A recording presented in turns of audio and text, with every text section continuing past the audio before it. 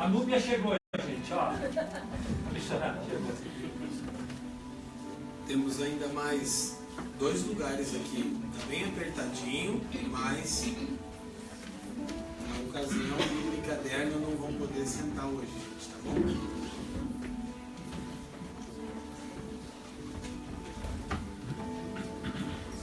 Boa noite. Vocês estão felizes, gente? Estão mesmo? Um bom problema de logística.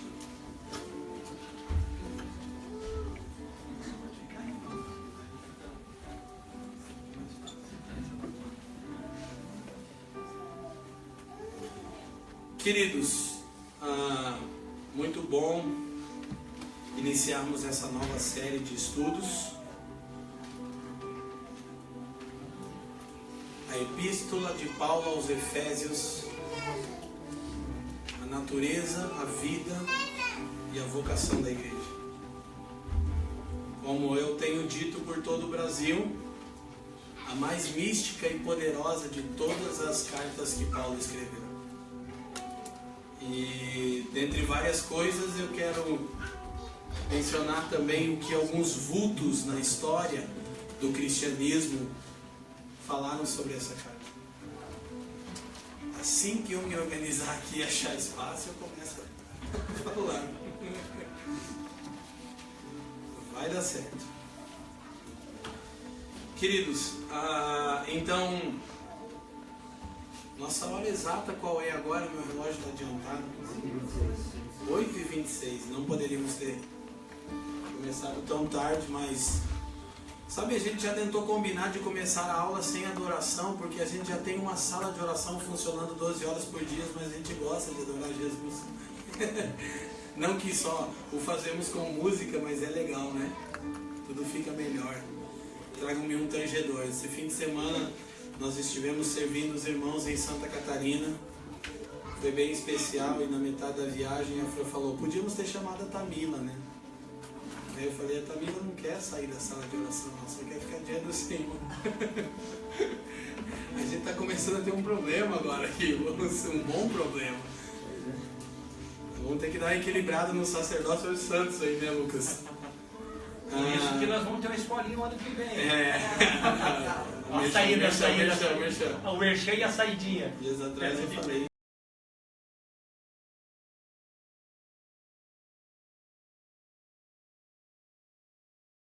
Gente, pode abaixar um pouquinho meu microfone? Está muito alto. Não, diz que é para aumentar. Ah, tá, é que eu que tenho que... Minha voz é muito ruim, gente. Não, vai ser pior, vai dar microfonia. Já tá no máximo. Gente, então, nós hoje estamos iniciando essa série de estudos. Vamos ver... A ideia é seguirmos até o final do ano com ela. Na verdade, é pouco tempo para muito conteúdo.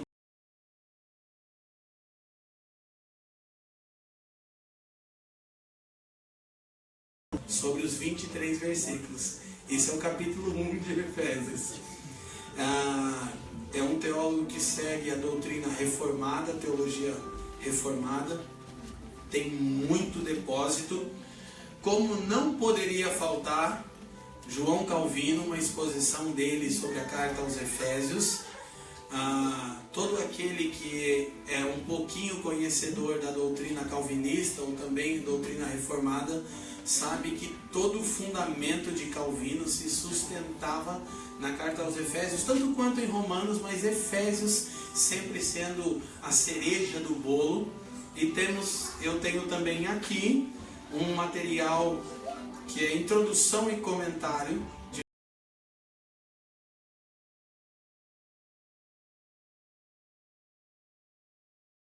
Nós queremos trabalhar algumas verdades. Hoje nem vamos entrar propriamente dito na Epístola aos Efésios diretamente, mas eu gostaria de falar algumas coisas. O Dr. Lloyd Jones disse que Efésios é a expressão mais sublime do Evangelho. Note que eu disse que ele foi um dos mais importantes teólogos dos últimos séculos na história da igreja, E ele concluiu Efésios dizendo que essa carta é a expressão mais sublime do Evangelho.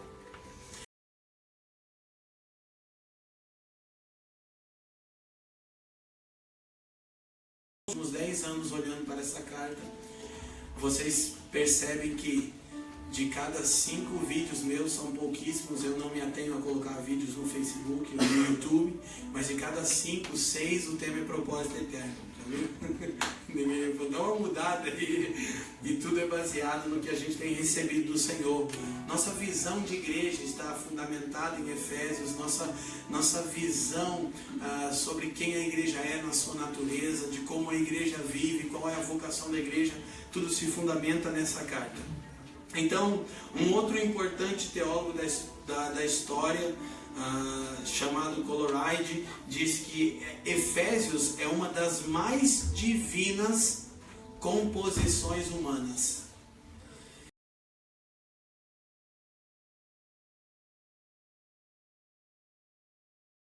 Então, há quase que um eco, não é isso, mas há quase que um eco de que quando Paulo disse que havia ido no terceiro céu, ele em Efésios constrói a teologia dos lugares celestiais que ele não havia tratado muito sobre ela. E é como se tudo que ele escreveu nessa carta, ele estivesse falando desse lugar. Não de um lugar terreno, não de um lugar normal, mas dos lugares celestiais. É como se ele estivesse tão arrebatado nos seus sentidos, com a visão do Cristo exaltado, que as letras e o que a tinta da sua pena produziu foi a carta aos Efésios. Ela é altamente poderosa, mística e significativa para nós. Então, algumas coisas que nós poderíamos observar nela.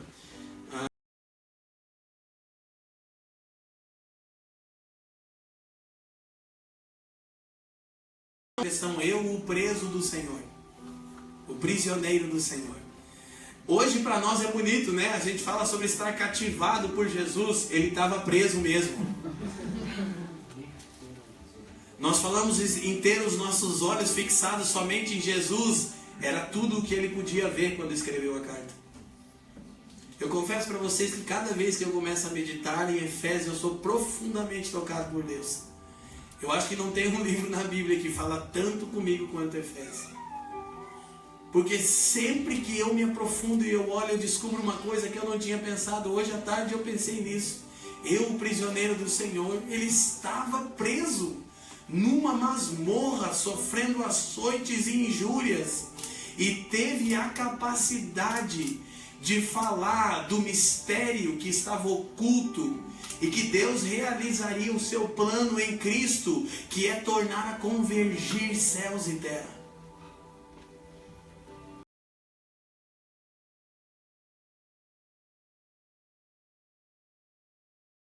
Colossenses, Filipenses e Filemon, tá ok?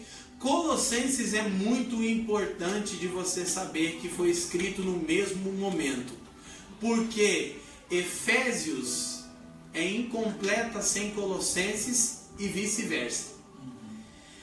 Efésios e Colossenses é como um único quadro sobre toda a revelação que Deus deu a Paulo em Cristo Jesus.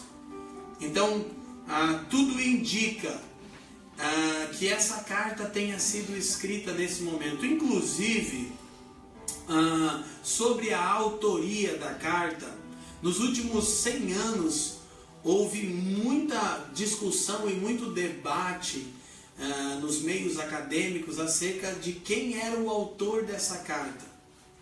Vocês já vão entender por que à medida que a gente compartilha um pouco. Mas muitas pessoas entendiam que talvez não teria sido Paulo e que ela seria datada após a morte de Paulo. E que ela seria algo como uma cópia de Colossenses. Efésios tem 150 versículos, 75 deles estão em Colossenses. Então, alguns historiadores e teólogos dizem que isso foi obra ou de um discípulo de Paulo, ou de um imitador, de um fã de Paulo, de alguém que não era ligado diretamente a ele, mas que conhecia de perto o seu ensino e também a epístola aos Colossenses. Ok, não haveria nenhum problema em pensarmos nisso, porque ninguém ousaria em criticar a inspiração divina dessa carta. Somente um louco, né? Iria criticar a inspiração divina desses escritos. Porém, há várias maneiras pelas quais nós podemos afirmar ser Paulo o autor, e que grandes teólogos e eruditos têm usado para afirmar. E sabe, nós precisamos encontrar um equilíbrio nisso. Eu falei quando ministrei uma das aulas sobre ressurreição dos mortos, que a história da igreja colocou o Espírito Santo e as Escrituras em conflito. E isso tem sido o motivo pelo qual nós temos perdido muito da parte do Senhor. O que eu quero dizer com isso é que, embora vai haver aqui, né, pode haver um problema com as linhas que eu vou mencionar, mas de fato é isso. Você tem do lado uma linha mais tradicional, que basicamente é uma linha reformada.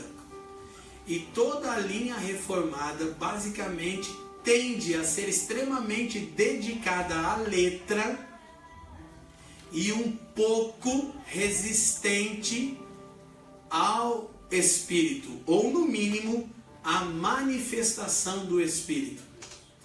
E de um outro lado, você tem a linha pentecostal, que dela se desdobra a linha neopentecostal, um grave problema no Brasil hoje, mas você tem a linha tradicional pentecostal. Daqui vão descender ministérios e denominações inteiras, como as Assembleias de Deus, que tanto têm contribuído no mundo inteiro para a evangelização. Mas você vai ter os excessos quanto aos dons e às manifestações do Espírito. Com o tempo foi se criando duas frentes. A frente que defende as Escrituras, que tende mais a ser a frente da teologia reformada, e a frente que defende a manifestação e a ação do Espírito, a teologia pentecostal. E o problema é que essas duas frentes acabaram gerando pessoas que são míopes, que são quase cegas de um ponto de vista. Na verdade, algo que é importante você saber sobre o ponto de vista é que todo ponto de vista é visto de algum ponto. Isso é filosofia, gente. Meu Deus do céu. Freud explicaria isso. Você entende o que eu falei ou não? Todo ponto de vista é visto de algum ponto. E você não consegue ver o todo de um mesmo lugar. Aí se dá o problema quando você quer apenas acatar a teologia reformada como verdade absoluta ou uma teologia pentecostal. Então nós temos incansavelmente dito que a palavra e o Espírito nunca estiveram em conflito. E o que nós podemos extrair é um coração mais sábio, claro, sobre o ombro desses grandes vultos, tanto de ambas as teologias, reformada e pentecostal, e isso é muito bom. Nós podemos encontrar um equilíbrio nisso. Então, é importante nós entendermos, eu estou falando em algum outro lugar, é importante nós entendermos que nós não precisamos fechar com nenhum ponto de vista, mas sim extrair todo o bem de cada ponto de vista. Tudo bem até aqui? Então, gente, sobre a autoria, eu dizia, há muitos argumentos e há muitos teólogos que criticam e outros que defendem. E você pode ler muita coisa sobre isso, e isso é extremamente desgastante. Mas não significa que nós não devemos nos esmerar numa teologia saudável. Agora, qual é, na minha opinião, o grande argumento para a autoria paulina desta epístola. Eu gostaria que você abrisse o capítulo 3 de Efésios.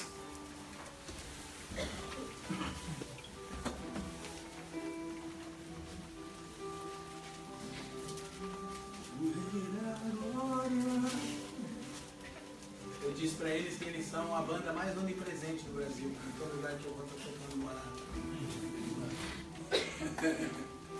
Tem algumas pessoas que são onipresentes. Cara, que legal. Deus está convergindo toda essa galera, hein? Vai juntar uma tropa do Brasil aí, gente, que eu vou te falar. Gente que ama Jesus. Efésios capítulo 3, versículo 8. Por que essa epístola não poderia ter sido escrita por um discípulo ou por um seguidor admirador de Paulo? Por causa desse versículo. Porque nesse versículo, Paulo fala acerca dele mesmo, mas poderia ser um imitador. Mas olha o que diz o texto. A mim, o menor de todos os santos, me foi dada esta graça de anunciar entre os gentios, por meio do Evangelho, as riquezas insondáveis de Cristo. O que eu quero extrair daqui? Quem ou qual discípulo ou admirador deste homem chamado Paulo teria ousadia para dizer que ele era o menor entre todos os irmãos em Cristo? Como um discípulo ou um admirador de Paulo, copiando ou compilando os seus pensamentos, lembrando de quem foi esse poderoso apóstolo, diria então, ele era o menor dentre todos os irmãos. Isso torna impossível a autoria da carta não ter vindo do próprio Paulo. Só ele mesmo poderia dizer de si mesmo: a mim, o menor dentre todos os santos. Ele tinha estatura para dizer isso. Mas ninguém na sua época, nem na nossa, e talvez, como diz as Escrituras, nem na vindoura, poderia dizer que Paulo foi o menor dentre todos os irmãos. Salvo se tivesse em mente o ensino de Jesus em Mateus capítulo 20. Que o menor, de fato, é o maior. E Paulo não faria isso sobre ele mesmo. De fato, ele se considerava o menor dentre todos os irmãos. E não apenas disse isso, ele também disse sobre ele mesmo numa outra carta, o menor dentre todos os apóstolos. Então, isso faz com que a autoria seja, sem sombra de dúvida alguma, em minha opinião, paulina.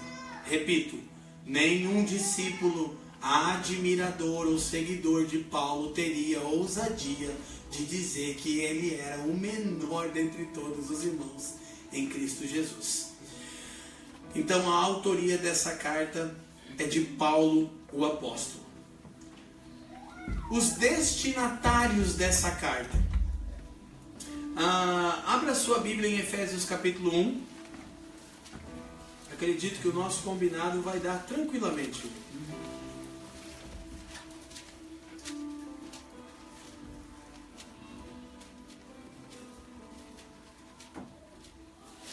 Efésios capítulo 1, as Escrituras dizem assim, verso 1. Paulo, apóstolo de Jesus Cristo, pela vontade de Deus, aos santos que estão em Éfeso e fiéis em Cristo Jesus. Há uma outra questão, não apenas sobre a autoria, no meu ponto de vista já resolvida com a afirmação do capítulo 3 e verso 8 como sendo de autoria paulina. Há uma outra questão, os manuscritos mais antigos dessa epístola não trazem a expressão aos Efésios. O que melhor se tem de material na história da igreja, os mais respeitados e antigos, não trazem a expressão aos Efésios. Daí, de novo, é e se torna para alguns um fundamento para esse debate sobre data e autoria. Ok? Há quem diga que Efésios é uma compilação de todos os pensamentos de Paulo. Também não seria ruim pensar dessa forma, mas repito, para mim inviável por causa daquilo que já vimos até aqui. Agora, como nós podemos compreender a quem essa carta, Felipe vai falar uma coisa ou outra ainda, eu acho que sobre isso, a quem essa carta foi endereçada, se não constava, como no costume de Paulo, a cidade que iria receber. Quando você começa a imergir no estudo de Efésios, você descobre que por ora Efésios é um sermão. E o que te parece que você não está lendo uma epístola, mas ouvindo um sermão, que começa com a declaração da exaltação de Deus e do seu soberano propósito, e termina nos últimos capítulos dizendo como a compreensão da exaltação do Cristo, do soberano propósito de Deus, deve afetar a vida cotidiana das pessoas, a ponto de a carta terminar tratando acerca de como você vive em sociedade, com escravos e seus donos, como você vive em família, com maridos e esposas e filhos e etc. Ok? Agora, então, há quem diga que Efésios é um sermão. Há quem diga que Efésios todo é uma oração. Porque essa é a carta que Paulo mais ora. É a única que ele ora no meio, né? Colossenses também, eu tenho a tendência a achar que no 1 ele ora. Na verdade, ele menciona orar pelos irmãos em quase todas as suas cartas. Mas, no meio. Desculpa, Felipe, entendi o que o Felipe falou. A única que ele ora no meio da carta. Em outras, eu parei para observar melhor, porque nós usamos nos turnos as orações apostólicas, é algo que sustenta nossos tempos de intercessão, mas talvez na maioria, ou em quase todas, agora eu não vou afirmar, porque eu preciso olhar com um pouquinho mais de calma, já tem quase um ano que eu estou usando as orações apostólicas, sem perceber que em algumas ele menciona que está orando e dá declarações sobre a vontade de Deus, sobre a igreja, sobre a natureza da igreja, mas que de fato ele ora e transcreve a Efésios e Colossenses. Colossenses no capítulo 1, mas Efésios por 2 vezes. E isso é tão fantástico se você entender onde Paulo coloca as orações, que é poderoso e fica tão claro o porquê, a ponto, isso é bom demais, gente.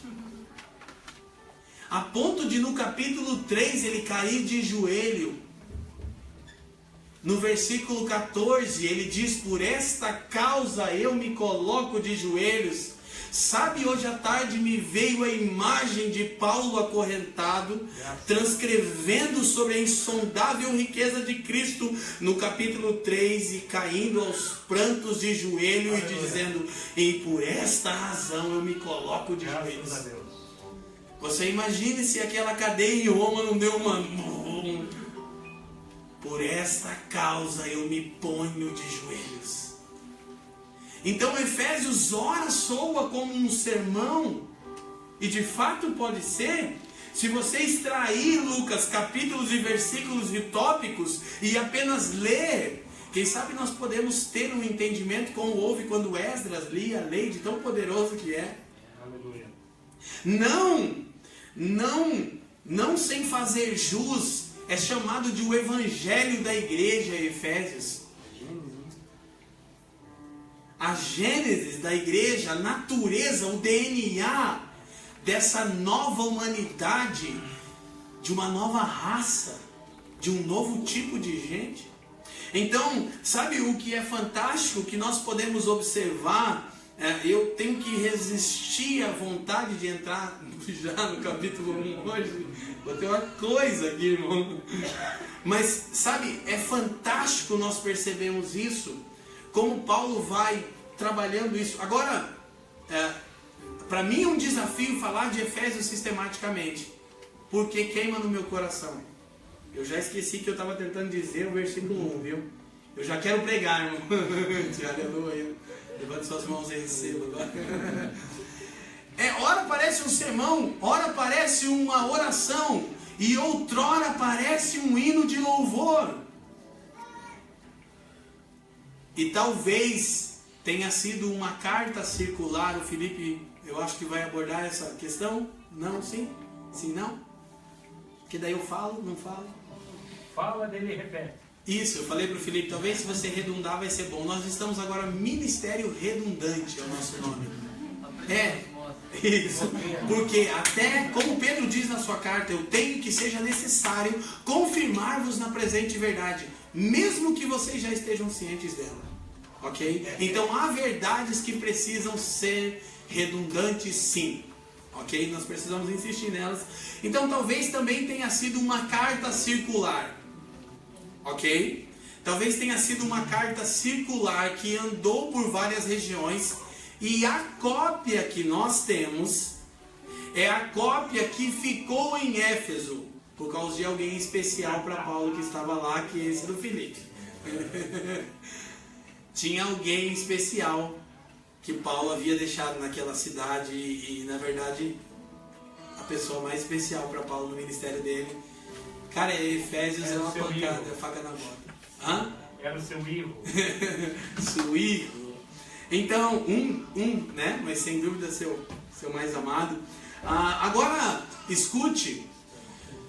Ora um sermão, ora uma oração, ora um hino de louvor, talvez uma carta circular. Razões essas nós encontramos. Agora, qual é a grande questão que salta diante dos nossos olhos aqui? Eu fiz isso à tarde. Eu excluí a expressão aos Efésios. E eu li sem a expressão aos Efésios. E ela fica: Paulo, apóstolo de Jesus Cristo, pela vontade de Deus, aos santos e fiéis que estão em Cristo Jesus. O que torna essa carta ainda mais importante. Porque o assunto tratado na mesma é de tal sublimidade e relevância que não foi endereçada a uma localidade, mas a todos aqueles que estão em Cristo Jesus. Ela não é uma carta para tratar um problema específico da igreja, mas para proclamação de recursos para cumprimento do propósito. Uau. Lindo, eu ia falar, a Val disse que ela não é uma carta, o propósito da carta eu ia dizer isso, a meia expressão que a Val disse, não é uma carta para tratar um problema doutrinário, mas para expor os recursos de Deus para o cumprimento do seu propósito. Meu, que lindo isso. Pai Valquíria Amaral. Não é uma carta para tratar problemas doutrinários, eu não vou explicar isso. Mas ela contém os recursos de Deus para o cumprimento do seu propósito. Muito bom. Então, se você tira a expressão que não está nos manuscritos mais originais, o que te resta? Paulo, apóstolo de Jesus Cristo, pela vontade de Deus, aos santos e fiéis que estão, não em Éfeso, em Cristo Jesus. E essa expressão, ela é típica de Paulo. E só no primeiro capítulo vai aparecer mais de 10 vezes a expressão em Cristo ou nele. E aí isso confere a essa epístola ainda mais importância, ainda mais autoridade, porque vamos desdobrar aqui, então, já no que a Val mencionou, o propósito da epístola não tinha o objetivo primário de solucionar problemas doutrinários ou trazer correção e disciplina para uma igreja local. ele não trata de problemas. E não é costumeiro de Paulo fazer isso. Há cartas inteiras para tratar de problemas. Então, se você quer se ver livre de problemas, vai para Efésios. Isso! Perfeito, Fabiano. O Fabiano Pereira disse, se você então quer se ver livre de problemas, vá para Efésios. Viva a essência dessa carta. Ótimo, maravilhoso. Recebemos sobre nós em nome de Jesus. Amém. Acabou o B.O. Hã? Acabou o B.O. Vamos fechar a delegacia. Só que não, SQN, né? Não, vai mudar os delegados. Gente, momento de descontração, tá? Eu preciso de mais um pouquinho de água, 2 copos, por favor. Momento de descontração. Dias atrás eu estava no aeroporto, aí eu fui tomar um café e eu mandei uma rosquinha, né? Mandei a foto de uma rosquinha, mandei pros caras, mandei pro Felipe e tal. Não falei nada, só mandei a foto. Como é que é o nome? Donuts. Aí o Felipe, não, é um negócio. Aí o Felipe, que agora eu tô fitness de vez em quando eu posso comer, irmão, aleluia. Vocês não viram que eu tô mais magro? Aí o Felipe, o Lucas já fez uma brincadeira e o Felipe disse assim: entendi. Falei, o quê? Fechou a delegacia, tá indo pra casa, porque é aquelas rosquinhas que os policiais americanos. Eu falei exatamente, eu falei, eu sou policial federal, passou da fronteira do estado, Márcio, é comigo. Já aqui dentro é regional e municipal, né? Polícia estadual e municipal. O William, o Lucas, o Fábio, esses caras do Leandro são policial municipal. Fabiano já é meio um polícia estadual aí, já é um detetive. Um curso novo aí. Estamos treinando guarda municipal. Eu tô na PF mesmo, negócio de polícia federal, entende? Mas aleluia, voltando ao assunto, eu estou feliz, vocês estão felizes ainda? Que bom, eu estou muito feliz. E então, o propósito da epístola, ela não tinha esse objetivo primário de solucionar problemas doutrinários, coisas costumeiras nas epístolas paulinas. E também não trazia correção sobre algum problema possível. Traz sim orientação pastoral, porque ela é completa em si. E nos últimos capítulos nós vamos ver toda essa orientação pastoral muito clara na carta. Porém, ela não traz correção. Você não consegue identificar se estaria acontecendo, algum problema naquela igreja local. Ao passo que, por exemplo, 1 Coríntios é uma carta totalmente pastoral, com problemas gravíssimos. Quase um inquérito. É quase um inquérito. Segunda aos Coríntios já é uma defesa e um ensinamento sobre o ministério cristão. É quando Paulo dá uma vomitada nos irmãos e fala: vocês querem então mesmo? São servos de Cristo?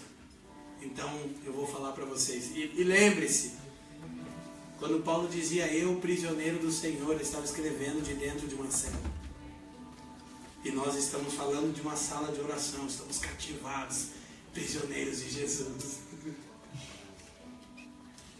Que de fato essa consciência nos alcance. Eu confesso para vocês, nunca tinha pensado nisso, só hoje à tarde. Eu, o prisioneiro do Senhor. Eu falei, o cara estava preso. Meu Deus. Não era uma frase de efeito, não era uma forma de uma expressão, né, uma forma de expressar. Então, mas o que a Valquíria disse precisa ser ressaltado. Eu já vou chegando no final aqui dessa minha primeira parte. O Felipe vai fazer a segunda parte, vai dar certinho como a gente combinou. Tem um depósito muito importante. Ela traz todos os recursos para que o propósito de Deus seja realizado. Se você pensar em termos de pragmatismo, de sermos práticos e objetivos, em Romanos você tem a justificação do crente. E a carta é suficiente para apresentar o evangelho a um perdido e torná-lo membro da família de Deus. Isso de fato. Em Gálatas, por exemplo, você tem a sublimidade da graça de Deus em contrapartida das obras humanas. E ela também é suficiente para que alguém aprenda sobre a graça. Mas em Efésios você tem isso e muito mais. Então, como fim de semana eu falei um pouco sobre o Sermão do Monte em Santa Catarina. A propósito, vale honrar e mencionar que nosso time está no Rio de Janeiro há uma semana. Fabiane e Jaqueline Crenque, Pedro e Raquel Becker estão servindo e mobilizando a cidade do Rio de Janeiro. Muitas coisas têm acontecido. Mel, que está em Recife. Nós estamos virando gente importante, irmão. Servindo a igreja lá, batizando gente. Não sei o que está acontecendo. Manda um vídeo na piscina. A Vieira está rolando um avivamento aqui. Pro Mel que tudo é avivamento. Todo mundo tinha que ter um pouco do Mel, que sabia? As coisas são mais fáceis pro Mel. Graças a Deus. Ele deve estar assistindo. Te amo, negão. É nóis. Não sei quando você volta, nem quem te mandou ir aí, mas aleluia. Eu não fui, né? Mas eu acho que você está enviado por alguém. Não, porque a gente chamou o Mel para vir morar aqui, mas eu não sei. Alguém tem visto o Mel? Estragou tudo, né? Tava tão bonito, né? Mas é isso aí, gente. Isso é família. Volta. Pode transmitir agora. Volta. Pronto. Deve estar vendo no Instagram. Gente, então olha só. Mas o alvo principal dessa carta, eu vou usar a expressão da Val, eu vou deixar a minha de lado, foi muito mais sublime. É trazer todos os recursos de Deus para o cumprimento e a realização do seu propósito eterno. É muito equipamento de Deus, irmãos. Dentro do contexto histórico, acredito que 4 anos antes ou 4 anos depois, a igreja estava enfrentando enormes problemas. Só que o fato dele não citar nenhum desses problemas faz com que a carta se torne uma exposição doutrinária, uma confissão de fé. Ele não está falando de problema ali, está falando o que nós cremos acerca da igreja. Então, a carta de Éfeso é o que mais parece uma exposição doutrinária nos dias de hoje. Perfeito, você vai precisar repetir isso, tá ok? Quando você sentar aqui daqui uns minutinhos, porque é bom que seja dito aqui. Então, Efésios precisa ser interpretado com Colossenses, ok? Não é sábio nós separarmos essas cartas, embora Filipenses talvez também tenha sido escrito provavelmente da prisão e Filemão também. As duas cartas, elas estão intimamente correlacionadas e ambas trazem declarações muito importantes nessa instrumentalização do propósito de Deus. Em ambas as cartas, Paulo ora de fato. E aqui há algo importante para nós. Você que está em Efésios, capítulo 1, por favor. Olhe comigo. E nós vamos tornar nisso, tá ok? Nas próximas semanas. Não é a exposição do capítulo 1 hoje. Ele fala no versículo 3 que o Pai é bendito porque nos supriu com toda a bênção espiritual nos lugares celestiais em Cristo. No 4 diz que nós fomos eleitos nele antes da fundação do mundo, para que fôssemos santos e irrepreensíveis diante dele em amor, e nos predestinou para filhos de adoção por Jesus Cristo para si mesmo, segundo o beneplácito da sua vontade. Espera um pouquinho aqui. Olha que coisa interessante que nós encontramos aqui. Paulo vai terminar essa primeira coluna, né, essa primeira parte, com uma oração. Por quê? Ele está convencido que aquilo que ele recebeu da parte do Senhor acerca da natureza da igreja, que é o foco da primeira seção do livro, é tão alto, tão sublime, que somente por meio do Espírito, com sabedoria e revelação, alguém pode alcançar. Então ele se sente obrigado a parar. E se ele o fazia na cadeia, então ele parou e disse: eu preciso orar agora.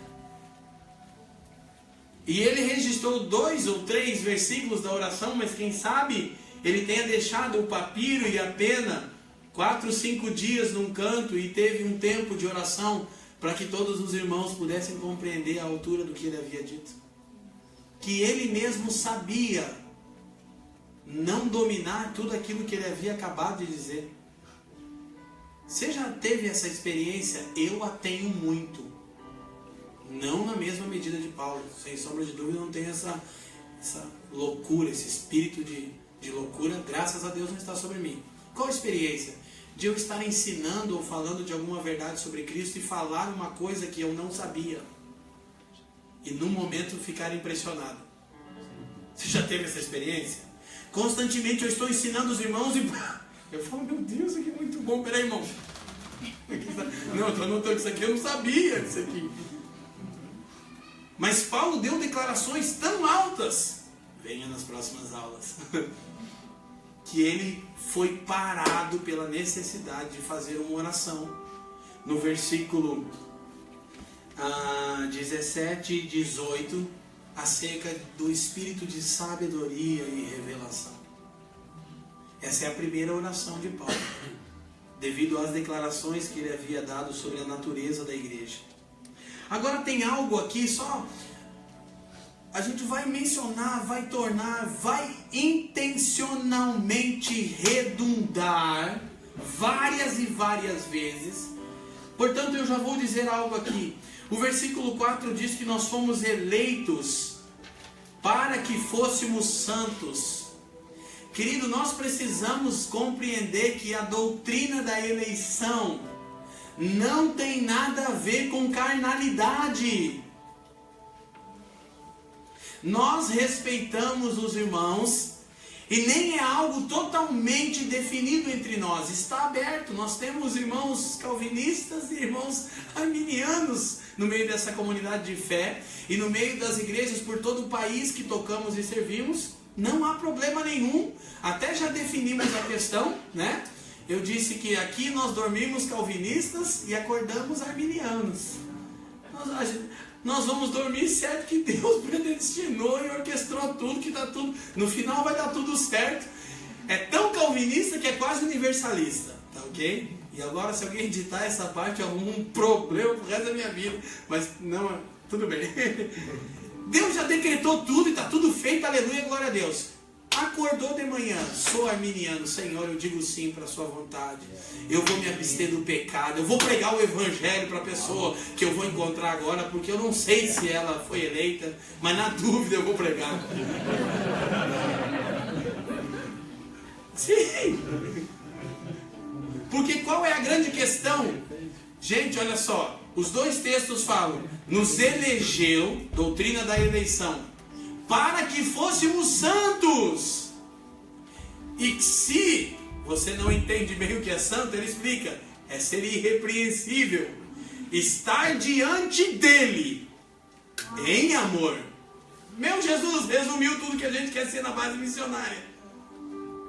Não é isso?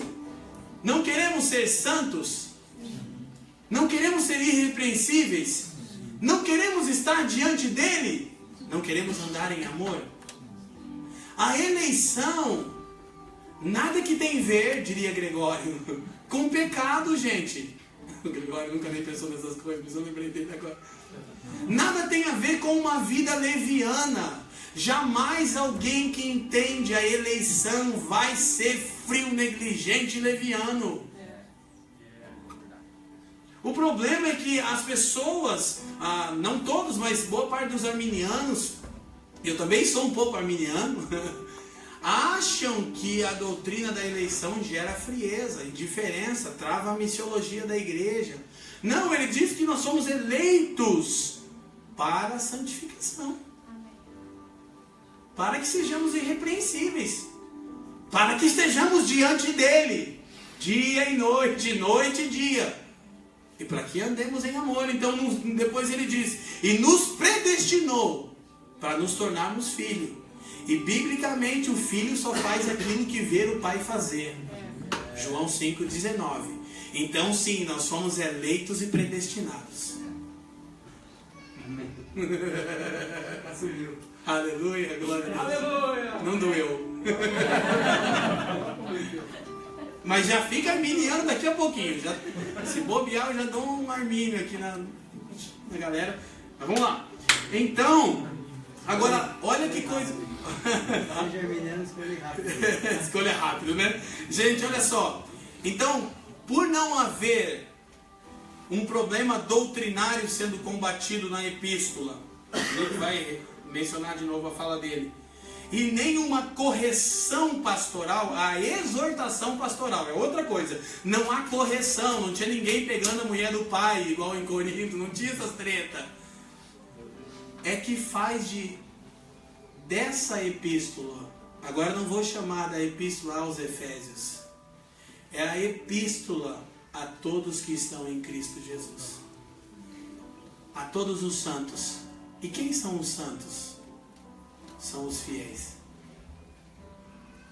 Aos santos e fiéis que estão em Cristo. Agora, o que é interessante nós percebemos, ele aqui faz essa oração. Rapidamente, olha a oração de Colossenses, capítulo 1. Vai lá, e aí você já vai voltar aqui.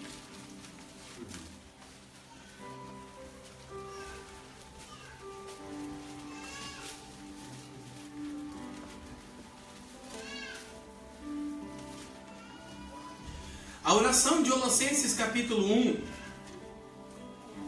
versículo 9. Por esta razão nós também, desde o dia em que o ouvimos, não cessamos de orar por vós e de pedir que sejais cheios de conhecimento da sua vontade, em toda sabedoria e inteligência espiritual, para que possais andar dignamente diante do Senhor, agradando-lhe em tudo, frutificando em toda boa obra e crescendo no conhecimento de Deus, fortalecidos em todo o poder. Aí ele já começa a falar de todo o recurso que a Val mencionou para o cumprimento do propósito também. Então, tanto em Efésios quanto em Colossenses, que tratam da soberana vontade de Deus, da exaltação de Cristo, da eleição e da predestinação, fica claro que tudo isso é para que possamos andar de forma digna.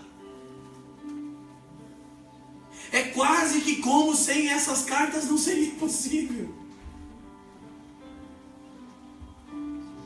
Efésios é a instrumentalização do plano eterno de Deus. É o como. Eu estou escrevendo, fazendo algumas pequenas postagens sobre chaves de entendimento em Efésios no Instagram. Daí põe a hashtag lá, que agora eu aprendi que daí o cara clica na hashtag, já que falou, daí acha a foto. Eu achava que era só para ficar azulzinho. A gente chega lá, você está pensando que nós não entendemos internet? Só com aquilo que eu acho chave de entendimento, lugares celestiais, convergir em Cristo, do capítulo 1, capítulo 2, capítulo 3, ele fala, porque agora, mediante a igreja, é o assunto da carta, a igreja é o recurso de Deus. Tanto fala dos recursos que Deus dá à igreja, não faz isso, quanto de a igreja como recurso para o cumprimento do propósito. Efésios 3:10. Agora, mediante a igreja. E eu sei que essa é uma palavra tão chave de Deus nesse momento onde as pessoas estão desacreditadas quanto à igreja. E na realidade essas pessoas estão desacreditadas delas mesmas. É porque a maioria delas nunca experimentou igreja de verdade. E sempre transferiu a responsabilidade para o outro. Porque por muito tempo, e isso é bom que fique gravado. É bom que fique gravado. E sem entrar em muitos detalhes, hoje à tarde, enquanto eu orava, eu tive a impressão de ter tido uma direção do Espírito Santo Eu vou falar numa grande conferência daqui 2 meses que sempre BUM! E Jesus me falou: fala sobre o seu processo de desistir da igreja. Há milhões de jovens no Brasil que precisam conhecer a igreja, como você hoje conhece. Pode ter sido meu coração, eu estou tão crente, eu estou tão pastor agora, então orem por mim. Porque eu sempre digo, não, vamos tirar o pino da granada, né? Não, vamos colocar o pino na granada de novo, vamos guardar a granada, vamos desarmar, levantar as mãos. Porque agora é mediante a igreja o instrumento para a realização do propósito de Deus.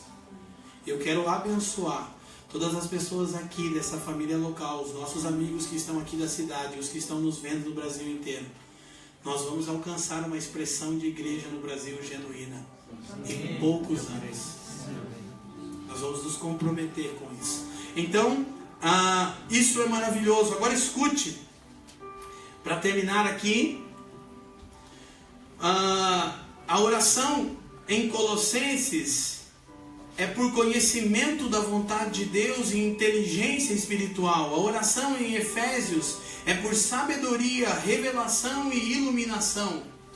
Paulo tem plena convicção da altura dos seus argumentos. Então ele faz uso da oração. Mas, repito, em Efésios ele ora por 2 vezes. Olha só Efésios 3.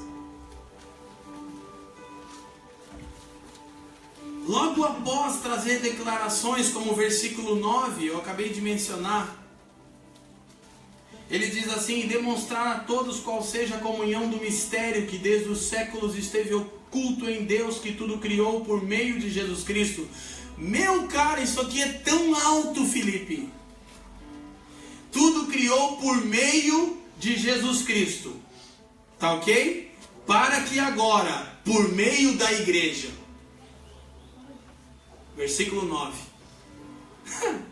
Você entendeu isso, Felipe? Lê o versículo 9 de novo comigo, irmão. Eu estou crente, hoje eu estou crente, hein? E demonstrar a todos qual seja a comunhão do mistério que desde os séculos esteve oculto em Deus, que tudo criou, olha a expressão, por intermédio, por meio de Jesus Cristo.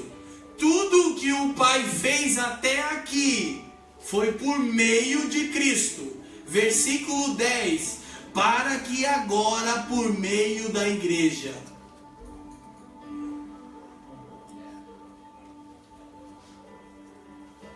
Tudo que ele fez até aqui, por meio do Cristo.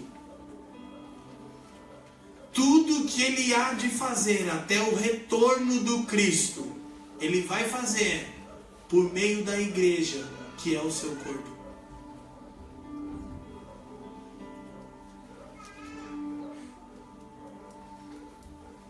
Por um tempo, ele fez por meio do Filho. Primeira versão. A primeira, eu não quis, escatologia total.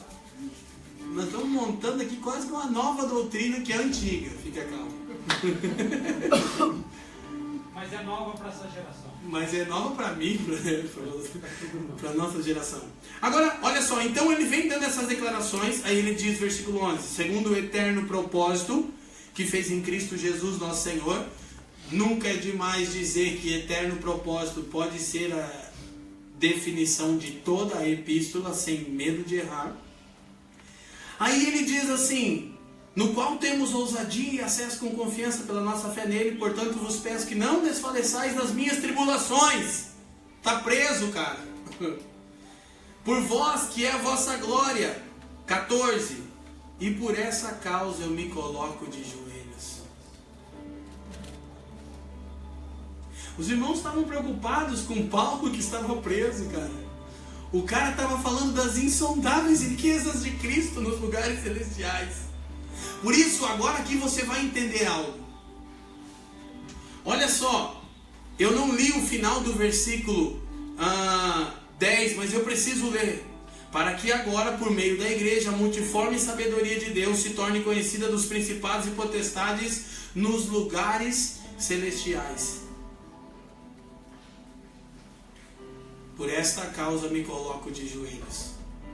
Talvez Paulo tivesse tão arrebatado nos seus sentidos quando disse isso, que rapidamente ele tomou conta de onde estava. Numa cadeia? Não. Nos lugares celestiais. Em Cristo Jesus. Como o que o Senhor disse para João: sobe aqui e eu te mostrarei as coisas que hão de acontecer. 4:1 de Apocalipse. Vem ver o que eu estou vendo, Paulo. Meu Deus, aleluia. O Felipe tem uma coisa para falar, eu vou terminar, Felipe. Então, isto posto, propósito da epístola: exaltação, o eterno propósito de Deus e a nova humanidade, a igreja, ok? Vou recapitular o que eu disse. Por que estudar Efésios? Porque alguns homens falaram coisas altíssimas sobre a carta. Lloyd Jones disse que é a expressão mais sublime do Evangelho. Coleridge disse que é uma das mais divinas composições humanas.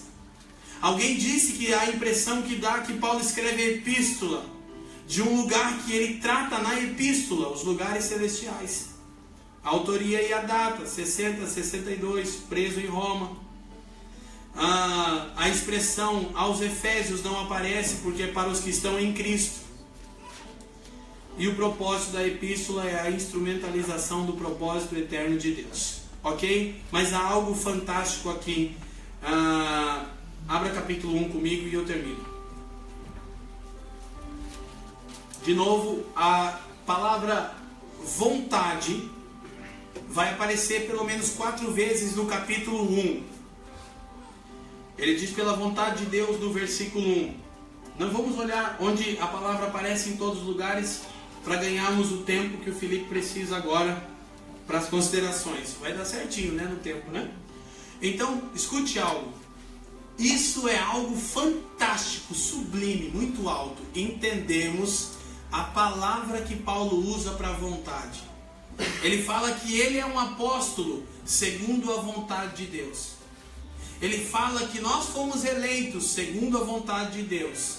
Ele diz que a vontade de Deus é convergir céus em terra em Cristo, na dispensação da plenitude dos tempos. Mas a palavra vontade que ele usa, telema, não traz a mera ideia de um desejo, de um querer, ou ainda de algo que alguém está almejando.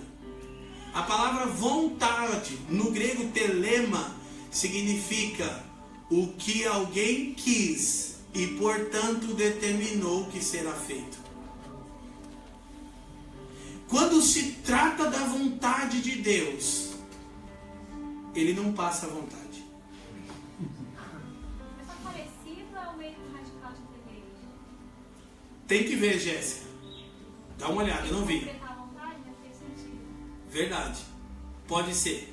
O início da palavra deve ser a mesma raiz, porque é com TH também, que é o homem maduro, né? Agora escuta, gente, que coisa fantástica. A vontade de Deus expressada nessa poderosa epístola é, na verdade, a declaração do que ele fará. Deus não passa vontade no que diz respeito à sua própria vontade. Não é apenas algo que ele quer, algo que ele deseja, algo que ele almeja. É algo que ele desejou e, portanto, determinou que será feito. Nível hard do calvinismo ortodoxo. Impossível de fugirmos daí. A vontade é aquilo que Deus quis e, por querer, determinou seja feito assim. Está entronizado, seu filho está em pé, até que toda a vontade seja cumprida. Queria efetuar em Filipenses 3. Ele efetua o querer e o realizar. 2:13 de Filipenses. Aleluia. Felipe, temos ainda 30 minutos com o Felipe.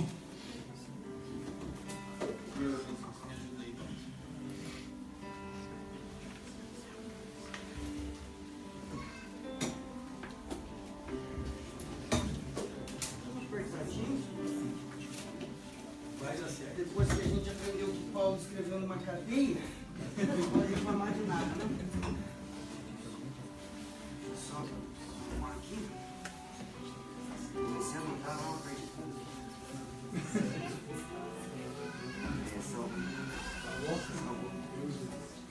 Talvez mude um pouquinho do teor, mas queria trabalhar um pouco a carta de Efésios dentro do contexto da linha de tempo do Novo Testamento, onde ela se encaixa, né?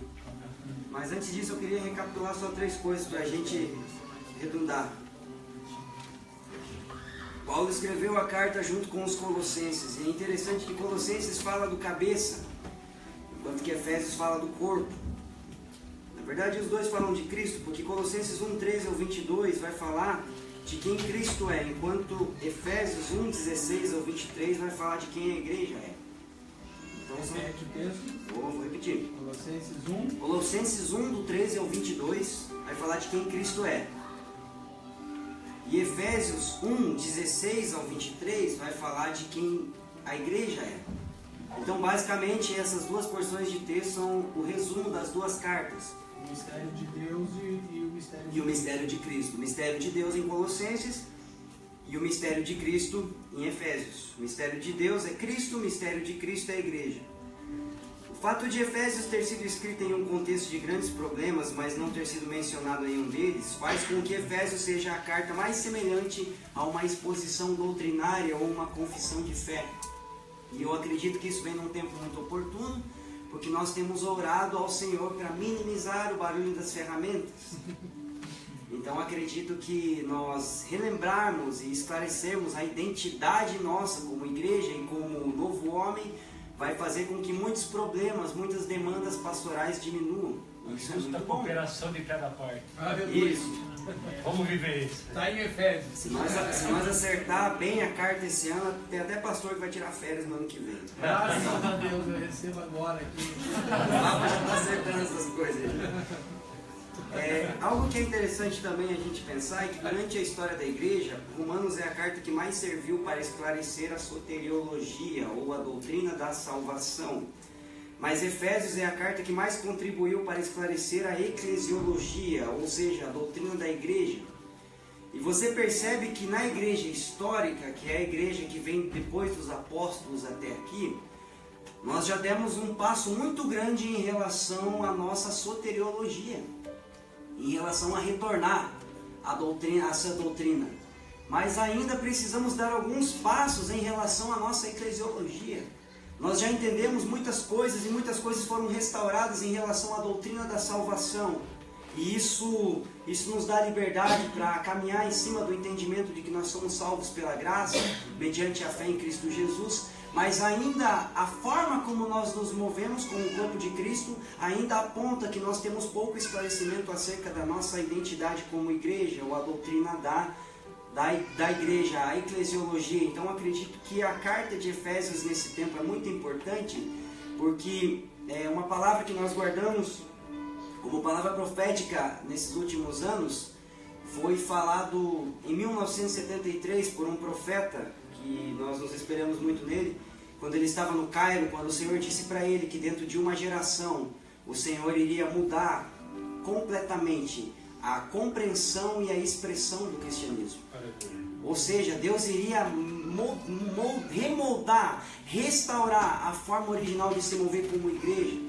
E nós precisamos dar esse passo para transicionar de igreja histórica para a igreja do tempo do fim, que está alicerçada na doutrina dos apóstolos do primeiro século. Então a carta de Efésios vem como uma chave para entrar nessa nova movimentação como igreja.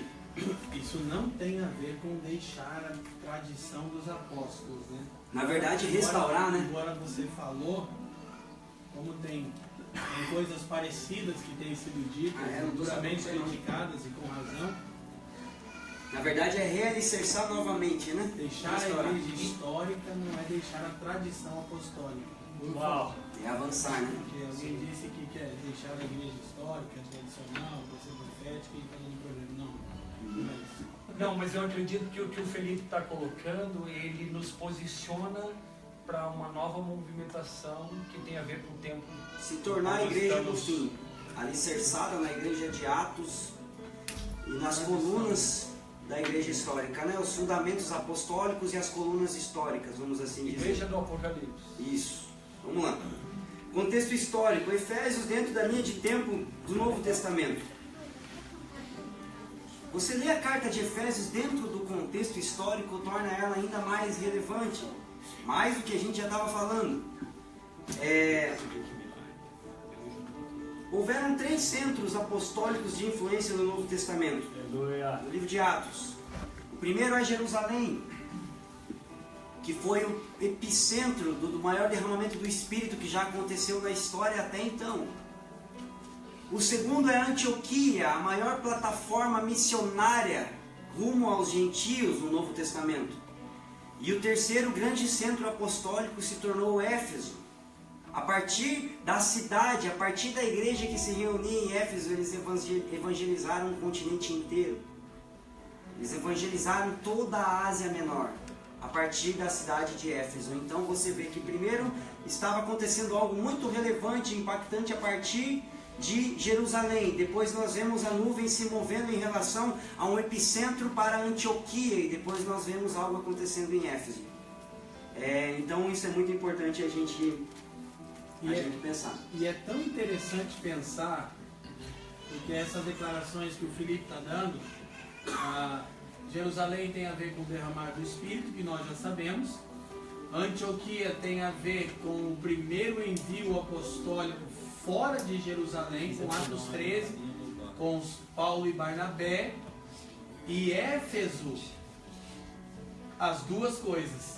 O resultado dessa liberação do Espírito que gerou essa nova humanidade e desse movimento apostólico. E Antioquia diz que era sustentada por profetas e mestres. Justamente o que a gente acha que está sempre em conflito. Mas diz, ora, na igreja em Antioquia haviam profetas e mestres.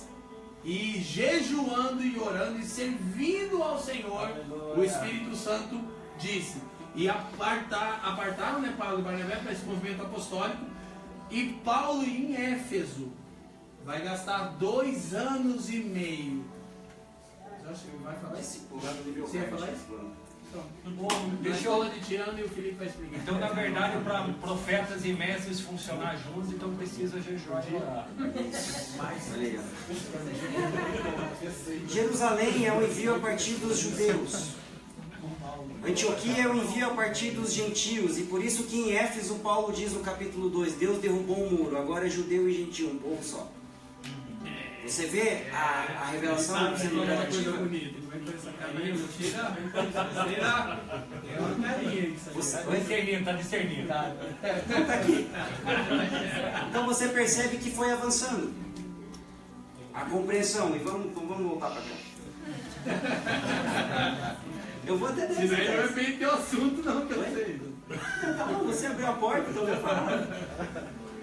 A igreja. Tá à vontade, está feliz. Vou te mandar depois. Esse quadrinho. Pode pegar, tá bom. A igreja em Éfeso surge como um dos maiores frutos e expressivos da missão do apóstolo Paulo e emerge num contexto de um dos maiores contra-ataques contra o império das trevas no período apostólico. Essa igreja se tornou o epicentro da evangelização da Ásia Menor, ou seja, a partir de uma cidade eles tocaram o continente. Nós recebemos uma palavra no começo do ano, no final do ano, sobre o impacto internacional. E aqui aconteceu. E é muito interessante que no capítulo 19 do livro de Atos, algo muito expressivo aconteceu quando o templo da deusa Diana teve as suas estruturas abaladas por causa da pregação apostólica. Foi um dos maiores, ou talvez no livro de Atos, o maior contra-ataque, o maior ataque contra o império das trevas que já ocorreu. Haviam 3 cidades importantes dentro da terceira viagem missionária de Paulo, que é onde a igreja de Éfeso surgiu. A primeira cidade está em Atos 17, que é Atenas. A segunda cidade está em Atos 18, que é Corinto. E a terceira cidade está em Atos 19, que é Éfeso. Atenas era o maior centro intelectual daquela época.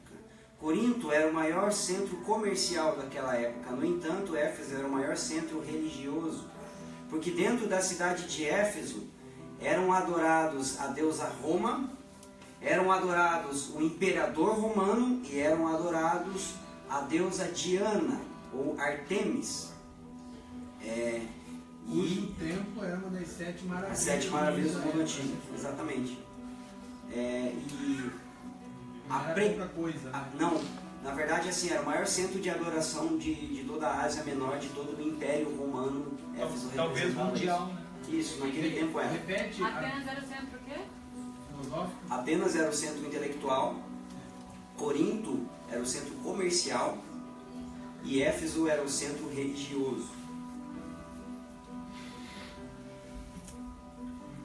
E a movimentação apostólica afetou tudo, né? Isso. Graças. Isso está em Atos capítulo 19. Foi Sério, aí que sério, Paulo bom. se chamou, foi aí que Paulo foi chamado de perturbador. Deixa pra cá. Eles estão perturbando. A gente não consegue ser teólogo, né? Não dá, né?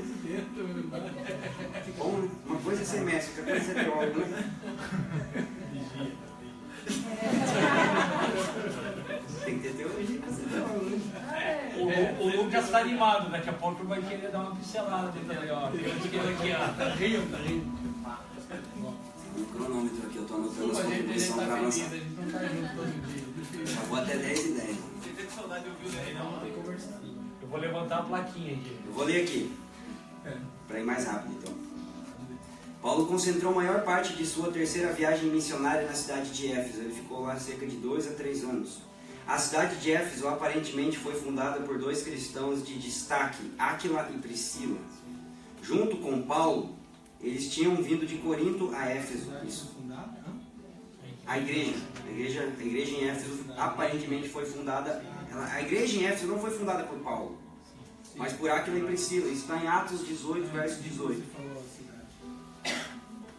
2 ou 3 anos depois, Paulo voltou à cidade, pregou e ensinou o evangelho por 2 anos. Seu trabalho em Éfeso se tornou centro de evangelismo para toda a província da Ásia, já que não temos evidências de que Paulo tenha visitado outras cidades da Ásia. Eu vou mandar o Fá viajar. Então, a partir de Éfeso, Paulo tocou um continente. Mais tarde, o trabalho em Éfeso foi levado adiante por Timóteo. Nós vamos falar um pouco disso também. Vou pular aqui. O discípulo amado, né? Jesus tinha João, Paulo tinha Timóteo. A missão paulina em Éfeso se divide basicamente em 4 estações. Isso é importante a gente anotar. A primeira estação Fala devagar. A primeira estação é o trabalho de Áquila e Priscila com a participação de Apolo. Atos 18, verso 18 e 23 ao 28. Calma aí, O que dá? Deixa eu falar com um pouco tempo. Áquila e Priscila e Apolo. 4 estações eu tô indo aqui. Verão, depois meu tempo e inverno. Atos capítulo 18, verso 18 e 23 ao 28. Depois do trabalho de Áquila e Priscila e Apolo, nós vemos o trabalho de Paulo no capítulo 19, que é a segunda estação. Aqui não. 10h30. Áquila e O Priscila. Apolo ainda deu trabalho no começo. Teve que mostrar a Bíblia para ele direitinho. Atos 19. Depois da segunda estação é o trabalho de Paulo, Atos capítulo 19. E...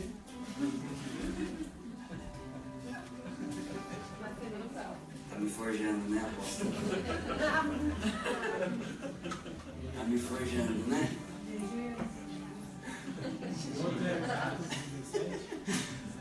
Já chegamos lá. Eu te passo a esposa depois. Não, quero lutar.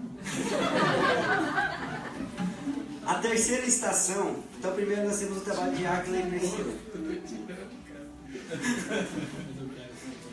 A segunda estação é o trabalho de Paulo e a terceira estação é o trabalho dos anciãos da igreja, Atos 20 e 17. Esse é bom, hein? Paulo desce numa cidade vizinha e diz assim: chame os anciãos, os presbíteros. Isso. Então você vê Áquila e Priscila, o apóstolo Paulo, depois os anciãos. E aqui nós vemos o coração dos pais aos filhos e dos filhos aos pais, porque a quarta estação é Timóteo. Depois dos anciãos vem um jovem. 1 Timóteo 1,3. Por esta causa eu te deixei em Éfeso, ó Timóteo. Depois Timóteo, então. É a quarta? É a quarta. Alguns comentaristas sugerem que depois da morte do apóstolo Tiago, o apóstolo João migrou para Éfeso e ajudou a cuidar da igreja. Uau! Talvez a igreja mais abastada em termos apostólicos do Novo Testamento. Paulo e João. Faltou o Pedrão passar por lá. Pedro não dava, né? Não era muito sair de casa, né? Igual o Fabiano. Ficava só em Jerusalém. E quando saía, queria levar a mulher. Igualzinho, mulher. Paulo até teve uma mulher. Nada contra.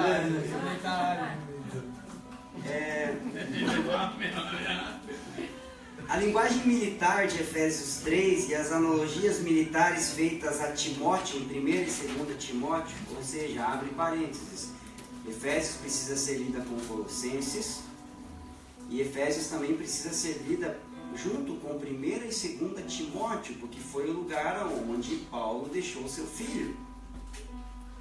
Então a linguagem militar de Efésios 6 e as analogias militares feitas a Timóteo foram feitas para que o leitor original entendesse que estava em batalha e que o grande avivamento que ocorrera em Atos 19, na cidade de Éfeso, era alvo dos ataques do inimigo. Então ocorreu um grande avivamento em Atos 19. No entanto, Paulo não se deu por satisfeito porque sabia que o inimigo iria contra-atacar. Dentro deste contexto de batalha entre luz e as trevas, a carta tem o objetivo de proteger o leitor de dois tipos de ataque. Ataques espirituais, intelectuais e culturais do dia a dia, visto que a cidade de Éfeso era um centro religioso. E o segundo tipo de ataque era o duro período de transição que a igreja estava prestes a passar. De acordo com 1 e 2 Timóteo, a igreja que se reunia em Éfeso ia passar por um difícil tempo de transição, pois o avivamento descrito no livro de Atos iria culminar na exortação de Cristo em Apocalipse 2, acerca do esfriamento no amor.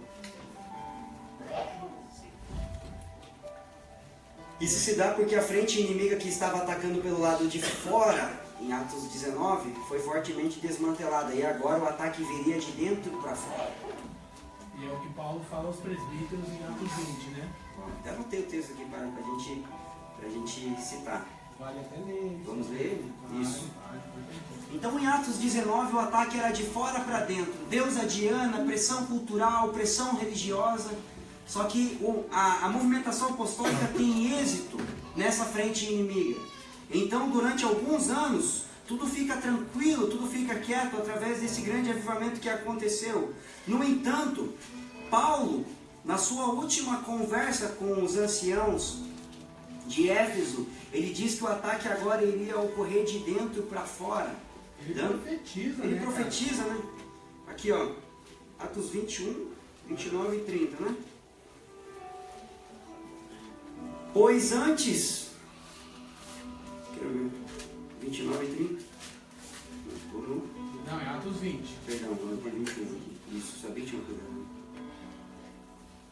Eu sei que depois da minha partida, dentre vós penetrarão lobos vorazes que não pouparão o rebanho. E que dentre vós mesmos, ou seja, de dentro para fora, se levantarão homens falando coisas pervertidas para arrastar os discípulos atrás deles. Treta porque era dentro dos presbíteros também. Foi no meio dessa fogueira que Paulo deixou Timóteo. Igual que era a ênfase do ministério apostólico de Paulo, Éfeso era o lugar territorial mais longe que Paulo tinha chego. No entanto, no momento em que ele estava tendo o maior nível de discipulado, quando ele fica na escola de Tirano por 2 anos, corpo a corpo, vida na vida, com 8 homens que evangelizaram a Ásia Menor. E essa é a grande lacuna de toda a movimentação apostólica que acontece hoje. Porque ou nós vamos longe em território, mas somos superficiais no cuidado, ou nós vamos fundo na vida das pessoas, mas nós não alcançamos território. Só que na terceira viagem missionária de Paulo, onde ele foi mais longe, o nível de discipulado estava mais intenso. Então, por que Paulo disse em Atos 20, eles vão vir para arrastar os discípulos, não eram as multidões? Porque as multidões, os judeus, quando faziam barulho, já arrastavam. Então, assim, a grande lacuna que faz com que muitas movimentações apostólicas percam força com o tempo, foi vencida por Paulo em Atos 20. Nível de expansão territorial junto com o nível de profundidade no discipulado. O fato de novas pessoas estarem chegando aqui não quer dizer que a gente vai ser superficial no discipulado. E o fato de estarmos sendo intensos no discipulado não quer dizer que não iremos clamar por mais pessoas. Meu Deus. E é interessante que isso também é parte da vida da igreja. Ele diz que entrariam no meio deles lobos e que sairiam. Então a igreja é isso aí. Entra gente ruim, sai gente ruim. Então não olhe para o lado agora, por favor. Só não iria entrar pela Olhe porta. para dentro de si. Paulo sabia que após a sua morte a estação iria mudar e o inverno estava se aproximando. Mas ele exorta Timóteo a guardar a sã doutrina que ele ouviu anos atrás. O fato que a carta de Éfeso aos Efésios é elemento central da sã doutrina dita por Paulo. Vamos ler 2 Timóteo 1,13. Prefeito, só antes da leitura, eu acho rico a gente falar, endossar um pouco mais essa questão do discipulado, porque quando você soltou isso aí, mostrou a clara diferença, né, entre as multidões e o funcionamento da igreja desenvolve isso, né? E para mim isso tem que ficar claro de uma vez por todas para todos que fazem parte dessa igreja, né? Sim. Naquele tempo as cartas não eram lidas um por um. A gente não tinha, chegava uma carta para cada um aqui e a gente lia. Elas eram faladas publicamente. Então, provavelmente algum líder, algum ancião, alguma pessoa que sabia ler naquela época se levantava, reunia com a igreja e eles liam as cartas.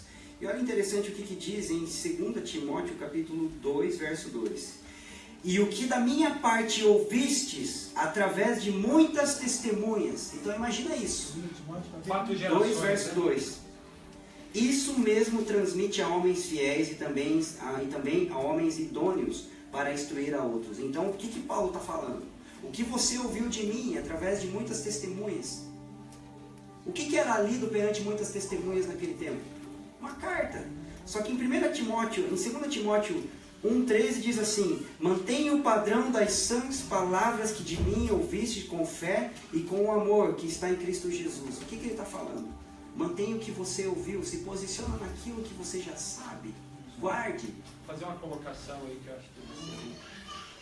Nesse texto de 2:2 fala sobre 4 gerações caminhando na mesma doutrina, na mesma visão e escritura. E isso faz uma conexão também com Joel, né? Porque ele chama, né? Sim. Ali ele fala assim, aquilo que você ouviu de mim, quer dizer, aquilo que ele ouviu, você transmite a homens fiéis. Paulo falou para Timóteo, pediu para ele comunicar a homens fiéis que sejam capazes e idôneos a ponto de ensinar outros. 4 gerações muda uma história de uma cidade. Da mesma forma que a igreja tinha sido estabelecida em 4 estações, né? Mantendo o mesmo padrão de construção. Esses falsos mestres iriam levar a igreja de um tempo de amor aquecido pelo avivamento para um tempo de esfriamento no amor promovido pela perversão do ensino. Então o avivamento aqueceu o amor, mas a perversão do ensino esfriou. E é nesse contexto que a carta surge como uma fórmula original que deveria ser guardada pura. Por isso que Paulo várias vezes ele diz em 1 e 2 Timóteo: lembra-te de Jesus Cristo, o que você ouviu de mim, o que eu te falei, não esqueça, guarde o bom depósito. Ele está falando o quê? Dessa doutrina, daquilo que Paulo ouviu, daquilo que Timóteo ouviu do próprio apóstolo Paulo. A igreja que veio das trevas para os dias calorosos iria passar novamente por dias de frieza e apostasia. Mas a carta de Efésios surge como um tratado a ser guardado que forneceria as ferramentas necessárias para manter a essência do avivamento e suportar dias frios. Cara, isso é tão interessante que você está mencionando. Deixa eu reforçar esse terceiro ponto, Felipe, do esfriamento do amor, porque a maioria dos estudiosos atribuía o esfriamento do amor na igreja em Éfeso, denunciado pelo Senhor em Apocalipse 2, ao intenso combate com os falsos apóstolos. Porque é o que o Senhor diz ter positivamente a favor de Éfeso, de ter colocado à prova. Paulo diz: entrarão no meio de vocês lobos e não pouparão o rebanho. Então Jesus diz: vocês colocaram à prova, os que se diziam apóstolos foram achados mentirosos. É isso, mas vocês esfriaram no amor. Então a maioria dos estudiosos diz que o esfriamento do amor era resultante dessa intensidade na Escritura. Mas o que o Felipe colocou agora é libertador. Não é pelo combate, pela intensidade, pela necessidade da teologia. Pelo contrário, foi pelo falso ensino que o amor esfriou. Então podemos pensar o seguinte. Então, se a carta à igreja de Éfeso, que não é só para Éfeso, mas que é para todos nós, então é uma carta que não resolve os problemas, mas dá orientações práticas e fala dessa coisa mais mística do mistério de Cristo. Então, observando essa carta, nós vamos ter um fruto que é voltar para o primeiro. Isso. Exatamente. Só um ponto que o Fabiano abriu ali, que talvez aproveitar. Vai colocar melhor? Isso, para ficar melhor. Porque como a expressão aos Efésios não aparece, nós falamos que a carta ganha mais importância. Porém, o que se acredita é que a cópia que perdurou na história era que a igreja de Éfeso tinha. Ótimo. E eles colocaram aos Efésios. Então também é aos Efésios, mas ela é mais abrangente do que isso. Então pode chamar de epístola aos Efésios. Sim. Eu até coloquei essa questão de observar a carta vai nos levar para o primeiro mandamento, porque é uma coisa que foi um insight para mim agora, eu nunca tinha pensado. Fantástico. Fantástico. Tipo assim, quer voltar a amar o Senhor, vai ler Éfeso. Vai viver, né? Vai ouvinte e praticante. Porque se Efésios Vai fala Tiago da vida, 22 em Éfeso. da natureza e da vocação da igreja, como é que nós aquecemos o amor? Falando que Jesus é bonito? Amei mais agora essa carta aí. Como é que nós vamos permanecer aquecidos no amor? Cantando belas canções? Falando que Jesus é belo? Sendo igreja? Porque é o que a carta fala, da vida, da natureza e da vocação. Se nós formos aquilo que nós fomos criados, chamados e redimidos para ser, o amor não vai esfriar. Então o amor não esfria porque a devoção está baixa. Quando a devoção está baixa, eu já não estou mais sendo aquilo que eu fui criado para ser. Então, se o primeiro mandamento está no primeiro lugar, eu estou vivendo a vida e a natureza da igreja. Exatamente. Isso. E vice-versa, é um ciclo virtuoso, né?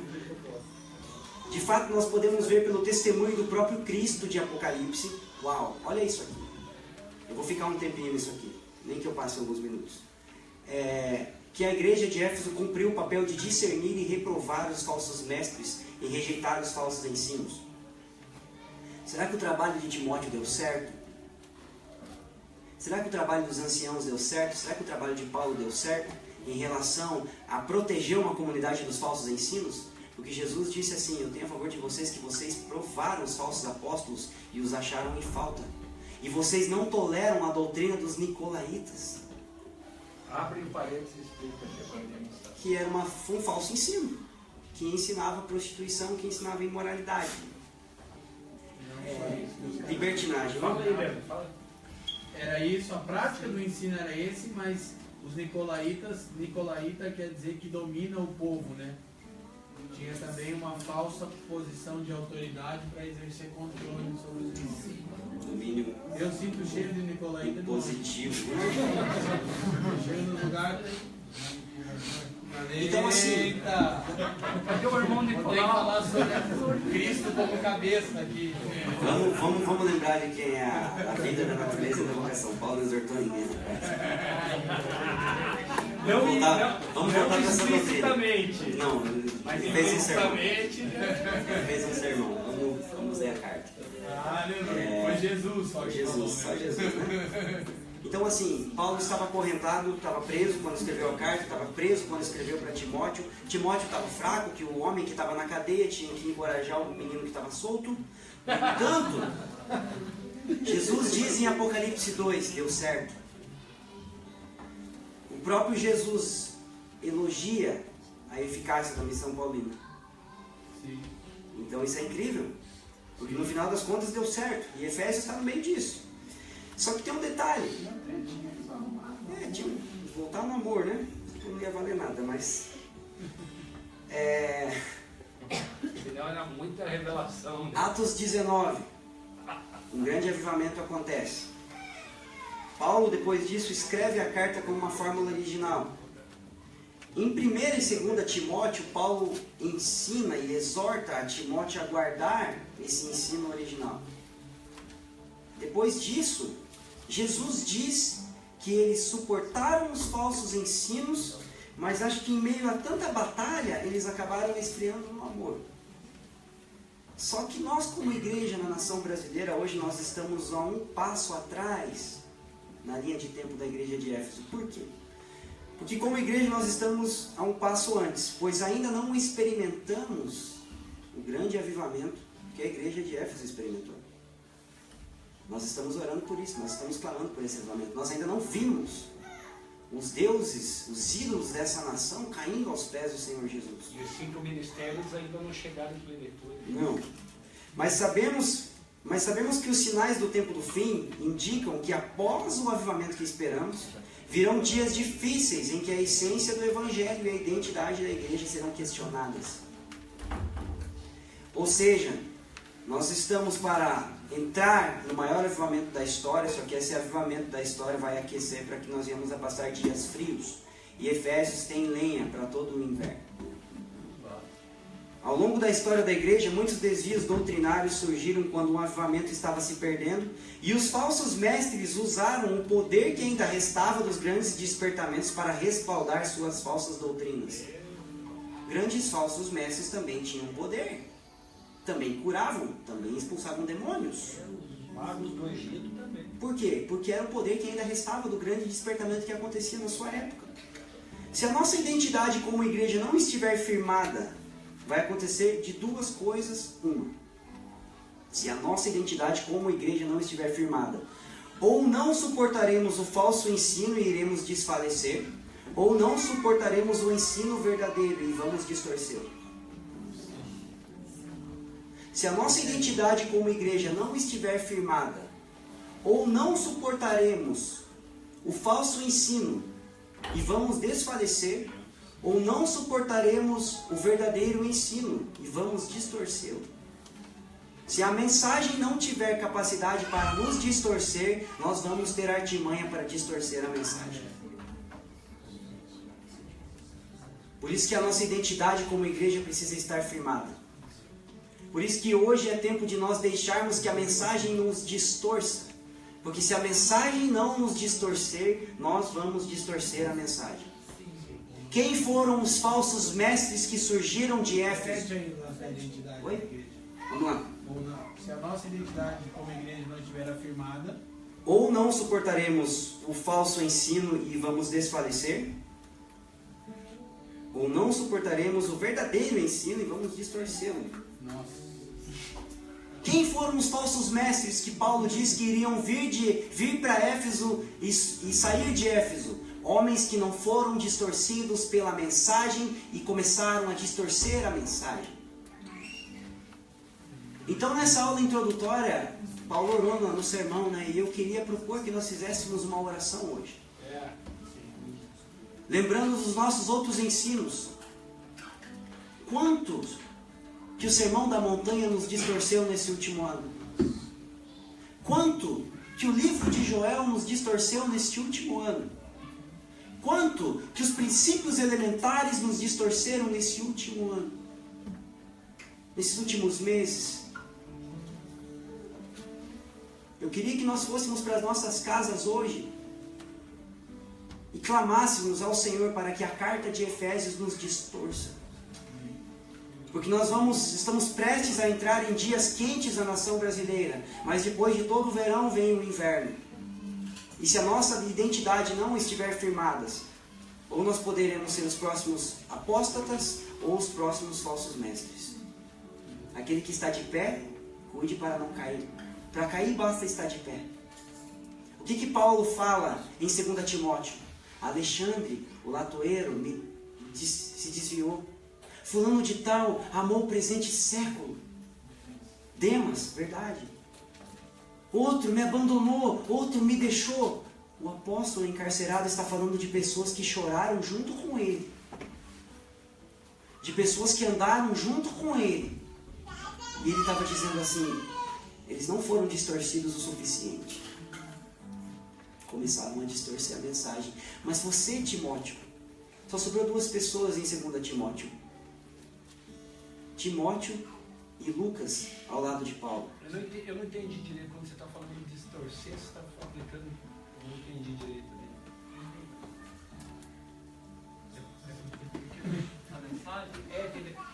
Eu não peguei. Você não prestou atenção? Não, eu prestei atenção, eu quero entender. Eu achei que ele usou uma palavra. De distorcer o ensino.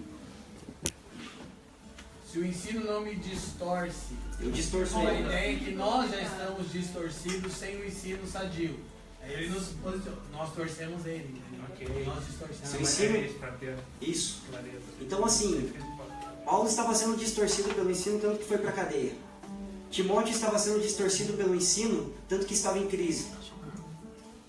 Mas homens começaram a distorcer o ensino.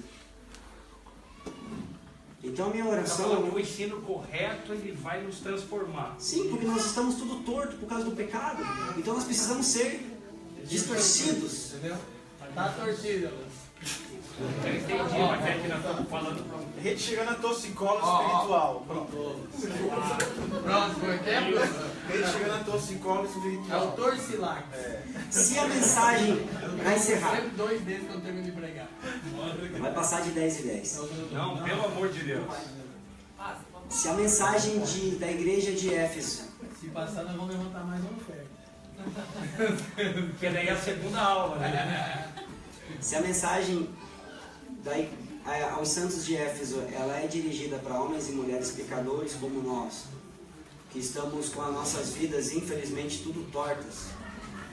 Está um pouco melhor, né? Mas ainda tem que dar uma... E ela fala da identidade da igreja, abordando a natureza, a vida e a vocação.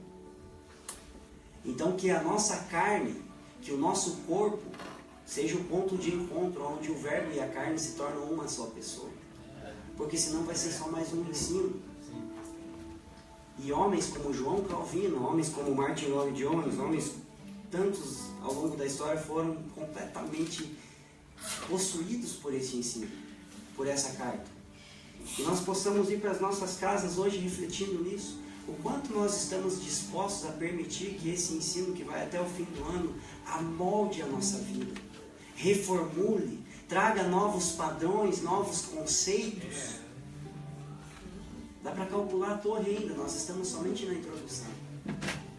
No entanto, se nós como comunidade escatológica que está se preparando para o tempo do fim, estivermos prontos e calcularmos a torre e concluirmos que vai ser a alto custo, mas nós vamos juntos, nós estamos acumulando lenha para manter a chama acesa em dias de frio. Felipe, acho importante você reforçar o que você falou dos ensinos que nós já recebemos. Sim, O quanto o Sermão da Montanha está sendo vivenciado. sim, o quanto essas coisas, aquilo que nós já estudamos sistematicamente. Sermão da Montanha, Joel, princípios elementares, cantares de Salomão, o quanto isso mexeu com a nossa vida. Quanto que esses versos que nós estudamos afetou o nosso tempo, recursos, energias. E a partir disso que eu gostaria de sugerir que nós começássemos essa carta, com nossas vidas abertas para que nós possamos ser como o apóstolo Paulo, como Timóteo, como Priscila, Áquila, Alexandre e todos os outros santos ao longo da história que estiveram no terceiro céu, mas não ousaram sair de lá sendo a mesma pessoa. É isso.